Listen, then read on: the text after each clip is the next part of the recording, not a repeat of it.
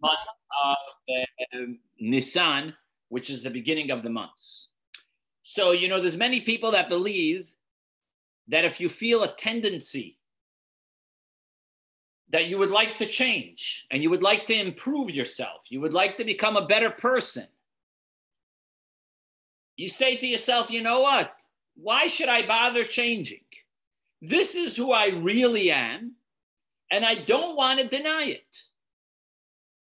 If I was raised a certain way, I don't want to change. And if I do change, it's artificial anyway. So you're anyways going to regret it if you try to change. And even if you do change, you're ultimately going to go back to the way you were before. So many people say, you know what, just spare the nightmare. Like if you were raised in a home that doesn't keep Shabbat, don't bother yourself with keeping Shabbat because it's anyways not who you are. If you feel a tendency to certain pleasures, so that's who you are. You have to embrace it. If you think you're going to change, you're anyways not going to change. Now, does Judaism honor this type of approach? That if you did something your whole life, you're going to continue doing it and don't even bother trying to change. So if you have an anger management problem, don't even work on yourself because you're anyways going to go back to the way you were before. If you have pleasures for eating, don't bother dieting because you're anyways going to go back the way you were before. Does Judaism honor such a way of life? So today we're going to discuss the Torah teachings on this concept, and we're going to speak about when, how, and why the Torah tells us that we should change.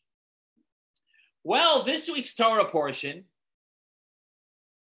we're going to be reading something special for the month of Nissan.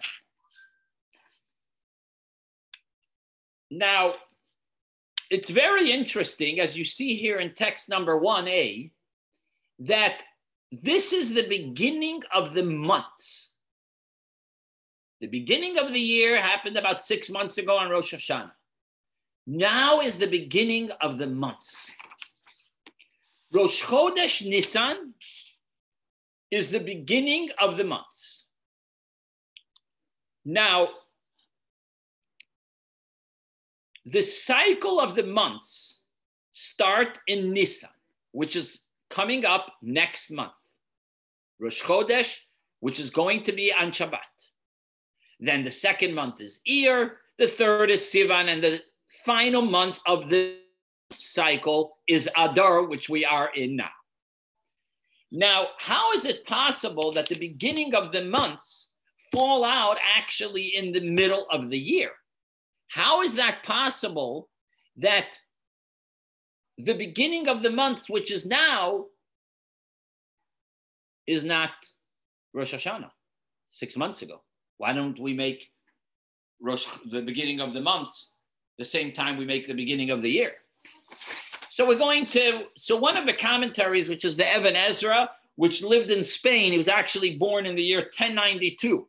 He lived for a little over 70 years. And he explains in his commentary, years and months are different. You know, the year is not really split to 12 months. It's really split to 4 seasons. Summer, spring, winter, fall. Months don't have an annual cycle. It has a monthly cycle. It's completely a different track. Months have no influence on the annual cycle. And years have no influence on the monthly cycle. You know, the sun, the year is 365 days and approximately 6 hours. The moon A month is approximately 29 days and 2 hours. As we discussed many times, that's why we make some months, we add a day to some months to even it out. So the cycle of the months has nothing to do with the year cycle, and the year cycle has nothing to do with the month cycle. And therefore, the Torah tells you to choose the month of Nissan, which is coming up on Shabbat, to be the beginning of the months, because they're independent of each other. Months have nothing to do with years, and years have nothing to do with months. It just happens to be there's 12 months in a year, but really the year is 365 days and 6 hours, as we mentioned before. But this brings us to a question. We understand that they're two different times, but why not merge them? Okay, we understand this whole theory that there's months and years. Why not put the beginning of the month on Rosh Hashanah? Why don't you start months on Rosh Hashanah? Why wait to the middle of the year? Second, why did we choose the month of Nissan to be the beginning of the months? If we're already choosing a month, why this month? Number three, why do we need a cycle for months? Why do we need the beginning of the months? Why even bother? The year goes by the seasons, and that's enough. Number four, what's the practical lesson that we could learn of the monthly track? So we have four questions here. We're basically trying to understand what's unique about making a whole new cycle called month cycle. Rosh Chodesh for the months.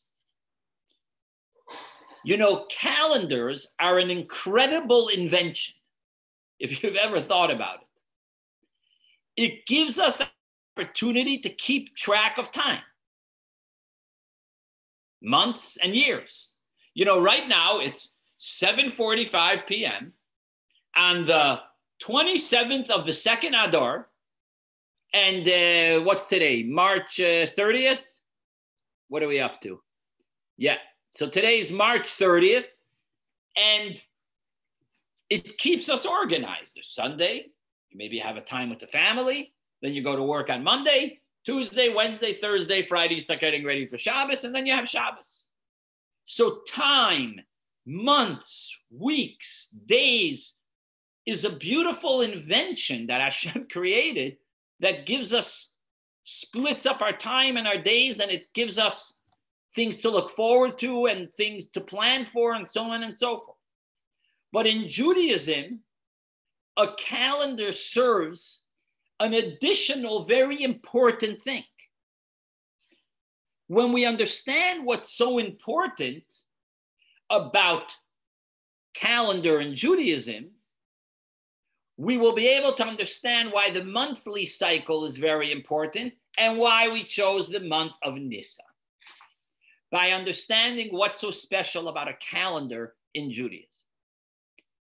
Well, there was a commentary that explained that the purpose of the calendar is to bring in a weird brain to your mind and your heart that miracles have happened to us. Every day, we're supposed to trace back to Shabbos. Okay, so today is Wednesday. We said this morning in the services, Hayom Yom Revi'i B'Shabbat. It's the fourth day of the week. Another explanation is it's the fourth day from Shabbos. Yesterday we said it's the third day from Shabbos. Tomorrow we're going to say it's the fifth day from Shabbos. Now, you're basically incorporating Shabbos into your entire week. That's one beautiful thing about the calendar. Now, until the Jewish people left Egypt, until the Exodus, the Torah refers to the Tishrei, which is the first month of the year, also as the first month. So they refer to the beginning of the year also as the beginning of the months. For instance, the Torah says that the second month of the year, the flood started. What's the second month of the year? Cheshvan, not Iyar. Now, Now that we left Egypt, we start counting the beginning of the months from Nissan, from this coming Shabbat. The reason is, it's the same concept as I just explained to you about counting today 4 days from Shabbos. Our entire life, we're remembering the Exodus. There is not one child that doesn't know about leaving Egypt, because it's not celebrated only once a year. If we celebrate it only once a year, you'll forget about it a whole year till the next time comes. Every day we talk about leaving Egypt. In our morning prayers, we say, thank God for taking us out of Egypt. In our evening prayers, we say it. We say it in the Sheish Schirot. We say it in the morning 6 things that we're supposed to remember every day. We say, remember us out of Egypt. Every time we refer to a month, and we say month 2 or month 3 or month 4 or month 8, we are remembering the Exodus, because it is the 3rd month from the 1st month, which was the Exodus. And therefore, we have something special about the months. Now, till now, the beginning of the months was the beginning of the year. Now that God gave us the Torah, there's a leeway to change it. So we started, Rosh Chodesh is the month of leaving Egypt. Now this tactic works very good, even though there's more than 3,000 years since we left Egypt, because every child today knows about the Exodus. So basically, the fact that we made the beginning of the months in Nissan helps us always remember the Exodus. And it works, because we're still talking about it today. Now, even though this is a breathtaking answer to understand what's so special about months, because it helps us remember the leaving of Egypt, but wait a minute. You're changing sort of the nature in order to mix months into years. You are basically doing something not normal in order to help us remember the Exodus. We're sort of changing the way it used to be in order to impose history on us. We are doing something different in order to impose the idea of history. But wait a minute. Isn't the Torah exact? Everything that the Torah says is precise. So if everything the Torah says is precise, why would we change the order the way it used to be and make a new beginning of the months? There has to be a more spiritual reason to this. Why are there 2 tracks? Why are there months and years? We understand we needed this for the Exodus, but it looks a little funny to sort of change the whole calendar for this purpose. Well, let's explain this a little deeper. You know, Tishrei, which is the high holidays, is the annual cycle which marks nature. The world was created. Rosh Hashanah, the world was created. Man was created that day. Nissan, the beginning of the months, which is coming up this Shabbat, marks the Exodus. The beginning of the year, which is connected to the sun, to the solar calendar, it doesn't change. Every single day the sun comes up. Every single day the sun goes down. Every single night the moon comes out, except for the end of the month. Nissan emphasizes the moon, which changes. And that's miracles.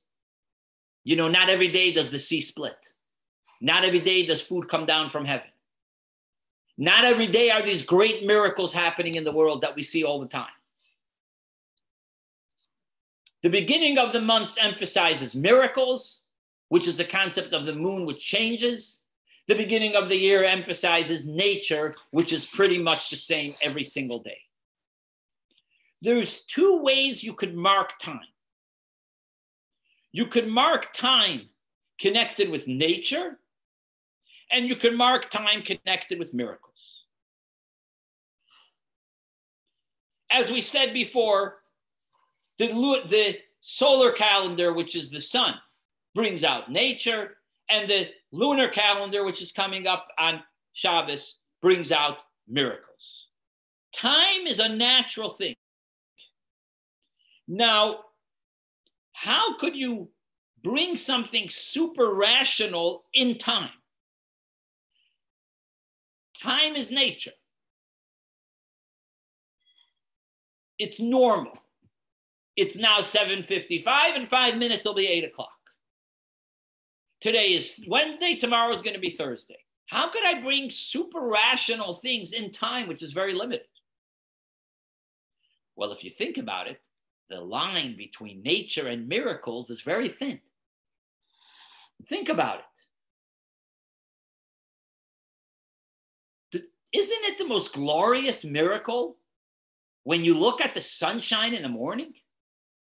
Isn't it the most glorious miracle to watch the sunset? Or to see that moon at night? Or to see the ocean when there's these huge winds and you're just watching the ocean flowing and the flowers blossoming? Isn't that a miracle? But we still call it nature because it happens every day. When you get in your car and you arrive to work, you don't call that a miracle.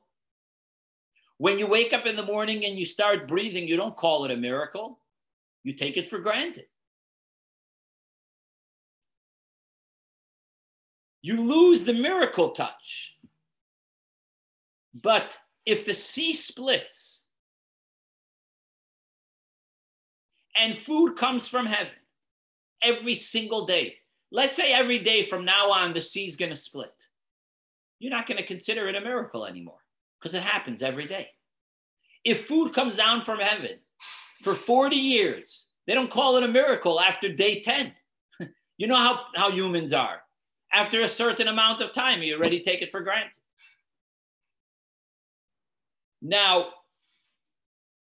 this teaches us that nature is really a miracle like miracles. The sun coming up is also a miracle. You just don't see it.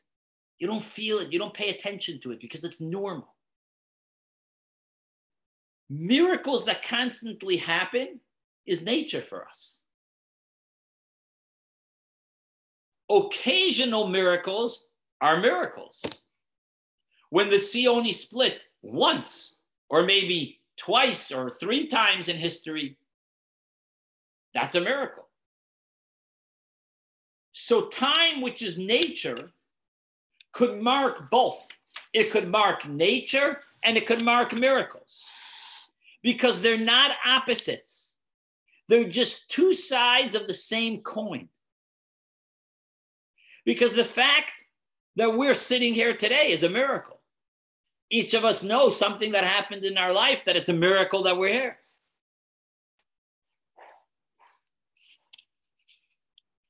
Each aspect, whether it's a miracle or nature, is a unique benefit for the world.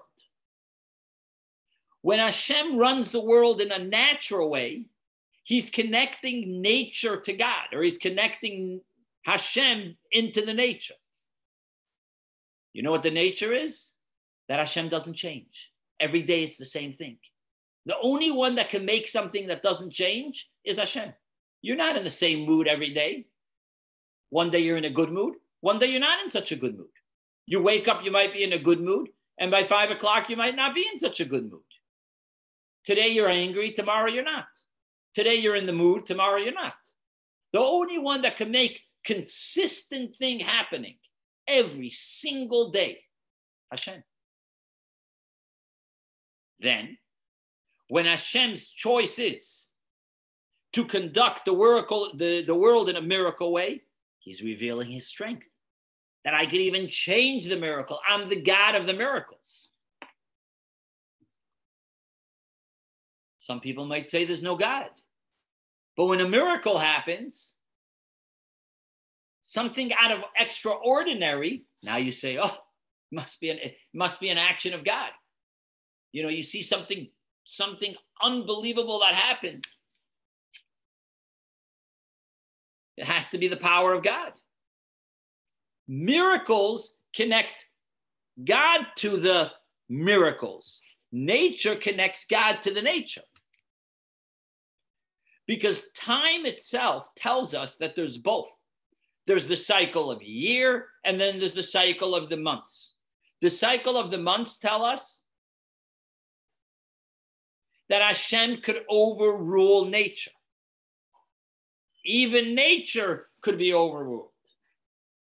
Now we can understand the two aspects of the calendar, the months and the years, because they both represent two dimensions of Hashem's connection to the world, nature and miracle. They look extremely different, one from another. They don't look different at all.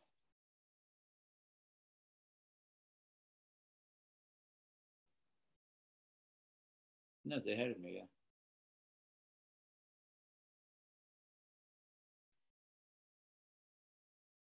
They look completely different one from another.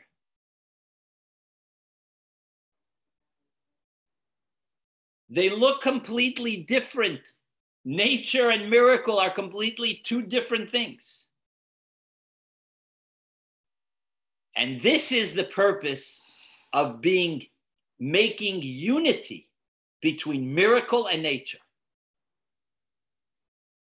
So we still have to explain what's the practical relevance that we impose this month into our life. So this is going to be our punchline here. I want to explain how this is going to teach us how we as humans have the ability to change. We started the class with this question, so I wanted to elaborate on that and have a practical lesson that we could conclude with. You know, we see here when the world was created,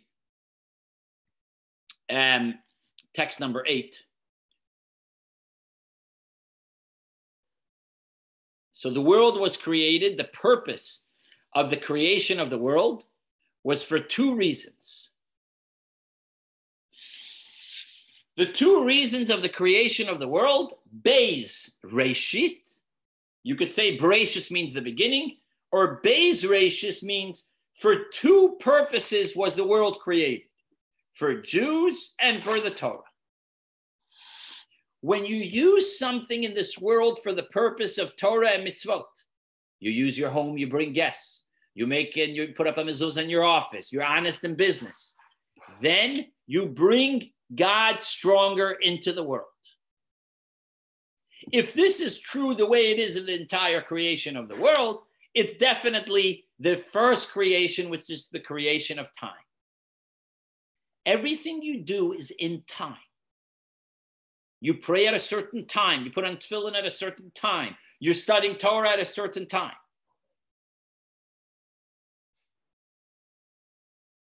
The nature of the year represents one way of serving Hashem. And the miracles is another way of serving Hashem. And let's see what that is. The two tracks of the divine engagement in the world are compared to two ways you could serve Hashem. One way is serving Hashem with complete nullification, complete submission. I don't have a life, I don't have nothing. I'm here completely for you, Hashem, whether I understand it, and guess what? Sometimes I don't even enjoy it.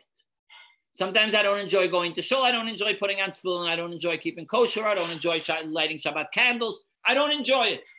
But I'm here for you, Hashem. Whatever you tell me, I'm ready. I will do it anyway. That's the idea of the months, because it's a miracle kind of life. Then there's another thing which is called years. Why? It's nature. I have love and fear for Hashem, and I love it. I love him. I love praying. I love davening. I love learning. I love giving charity. I love keeping Shabbat. I love celebrating Passover. I love being kind to others. So it's my nature. These are two different ways you might serve Hashem.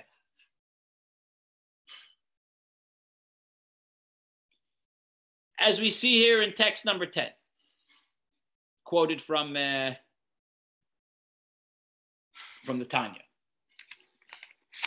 Now, what gives us strength to go against our nature,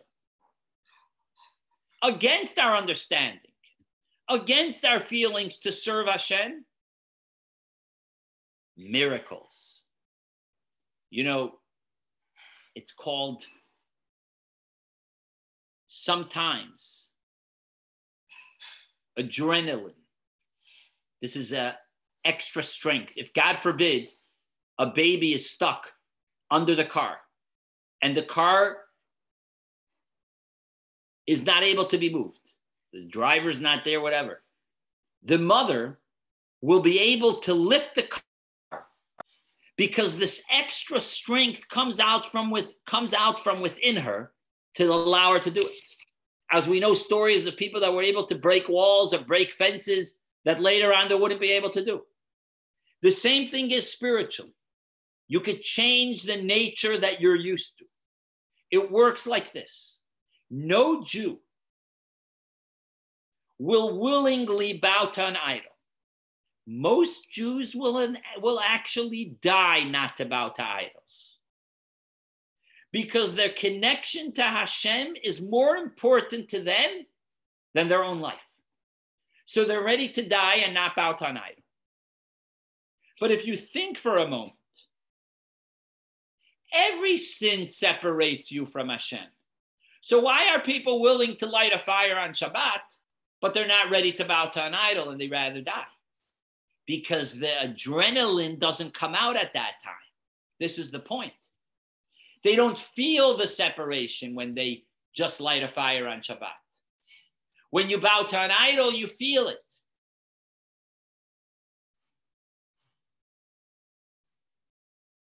There is no way to convince yourself that when you bow to an idol, you're still going to be connected to Hashem.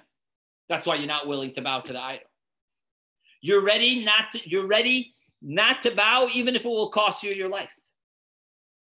But if you feel that every single sin, as he says here in text number 11, quoted from the Lubavitcher Rebbe from the Sikha, quoted from the Tanya, chapter 25.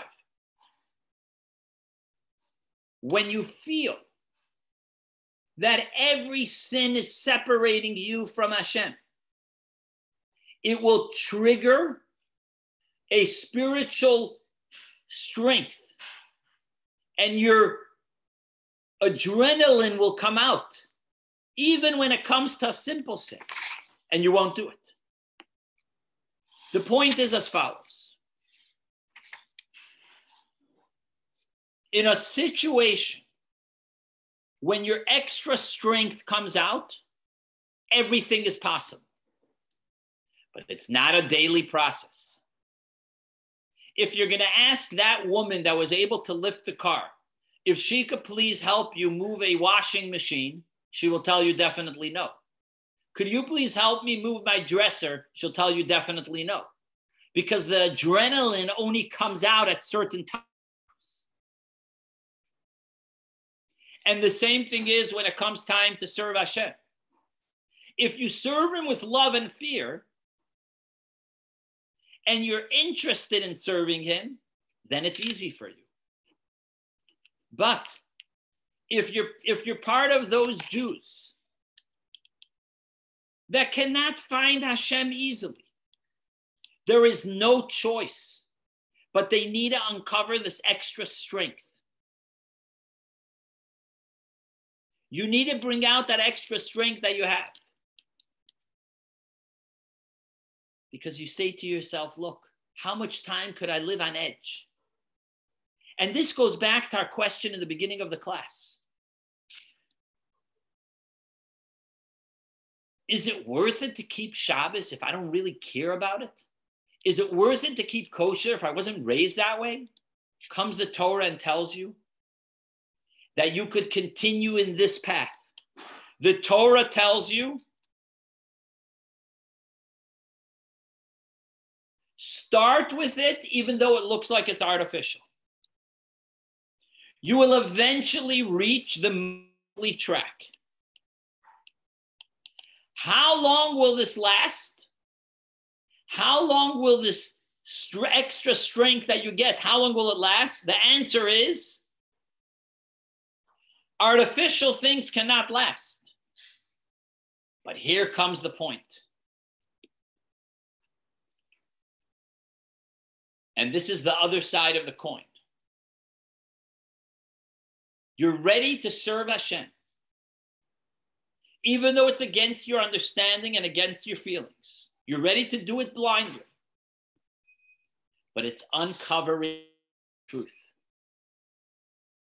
Deep under the surface, under all the layers, you feel, you have desire and you have pleasure to serve Hashem.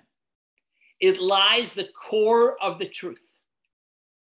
And the truth is that Jews don't want to and cannot separate themselves from Hashem. This is your deep essence. This is what's really going inside you.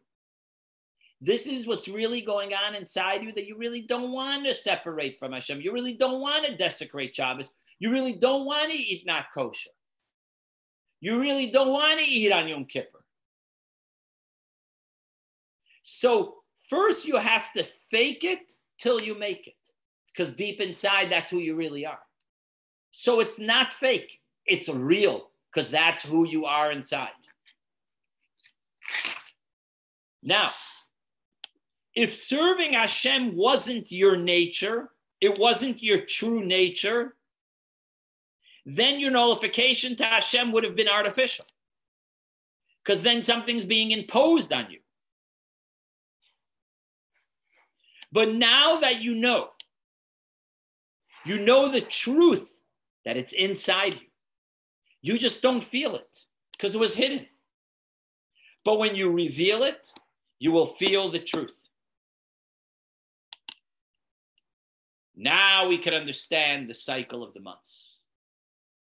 Months is the concept of miracles. Nature is years. Nullification, surrender to Hashem is months. The months of our life is going against your nature. But eventually it will become your nature like the years. We said in the beginning of the class, if you were raised a certain way, maybe be truthful to yourself and don't do it. Don't keep kosher. But now we can understand you're just uncovering who you really are. If you decide you want to improve and become a better person, that's who you really are.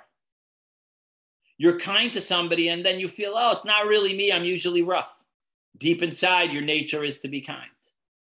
If you're having a hard time keeping kosher, deep inside, that's really who you are. Sometimes you might not know it. And sometimes to surrender to Hashem, it doesn't feel good in the beginning. But deep in your core, it's the nature of every Jew. And when you continue going against your nature, you will do eventually what's supposed to be done. So this is the combination of joining months with years. Because we are taking miracle, which is the concept of going against your nature, and bringing it into the year, which is nature. Because now it might be miracles, but eventually it will become nature. Because I just explained to you before that the difference between a miracle and nature is very, very small difference. Because when a miracle happens a long time, it becomes nature to us. So when you try hard, it will become your second nature. If you keep doing it, it won't be hard anymore. It will be your nature. If you have an anger management problem, if you have a jealousy problem, if you have other issues, if you try for a day, 2 days, 3 days, 1 week, it will become your nature. It will become easy. If you have a hard time waking up in the morning, try it out for a couple of days. It will become easy. If you have a hard time going to bed on time, try it out for a couple of days. It will become easy. If you have a hard time doing anything, keep trying, and it will become your second nature. And that's the powerful lesson we learn from the months which start on this coming Shabbat. Any questions? Hello, Rabbi. Hello, everybody. My question to you is this, Rabbi. How does the Yetzer Hara stop us, if that's being the case, with the first nature and the second nature of doing things, get involved? Because we still have free choice. That's my dog. There's no free choice still exists.